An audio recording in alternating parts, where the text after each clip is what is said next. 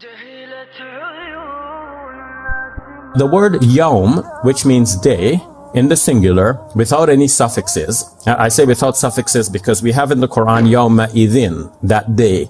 And while that day are two words in English, in Arabic it is written together without any space, almost like a kind of a hyphenated word, you might say.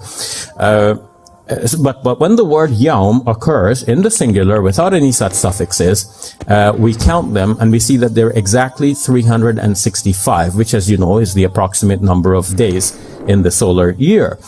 Sometimes people ask me, well, why is it not 354? Because that's a lunar year and Muslims follow the lunar calendar.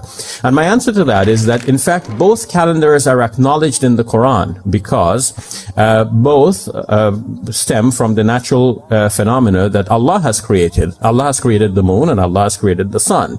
And both calendars are useful. While we follow the lunar calendar for our observances, we're going to sight the moon and then celebrate the Eid, for example, coming up. That's our religious observances. But if Muslims would farm, then Muslims have to know the seasons in the year, right? And the seasons in the year are regulated according to the solar calendar.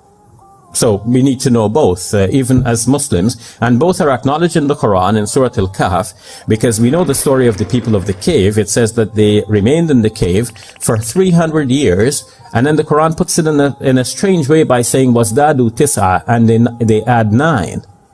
And that amounts to 309. But why did the Quran put it in such a strange way by saying 300 and add 9 instead of just simply saying 309?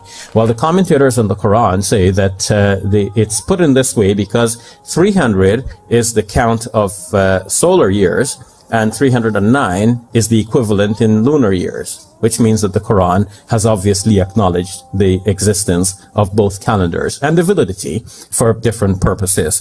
So now let's step back and think about what we have just observed here. In the Quran, the word yawm in the singular for day occurs exactly 365 times. What are the chances that you will pick up a book, any book, and if you ask yourself, how many times does this book mention the word day? What are the chances that this book will mention the word day exactly 365 times? The chances are very remote. And the fact that this is found in the Quran, again, shows that there is a divine hand behind the Quran. This is not a human work. It is the work of God. It is the word of God.